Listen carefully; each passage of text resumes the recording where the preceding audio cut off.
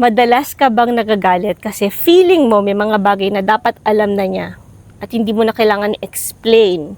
Yung tipong ito yung expectation mo kasi kilala ka naman niya pero hindi niya nagawa. Nagtatampo ka ba pag ganun? Here's the thing. Never assume that he already knows. Healthy relationships are built on clear, honest, and intentional communication. Huwag basta mag-assume na alam niya. Sabihin mo ng maigi at klaro. Sometimes you have to remind kasi baka nakalimutan. Huwag mo naman agad isipin na sinasadya niyang hindi gawin. Meron akong perfect example sa Bible. Sa Luke 18 verse 41, si Jesus may lumapit sa kanyang bulag. Ito yung verse. What do you want me to do for you?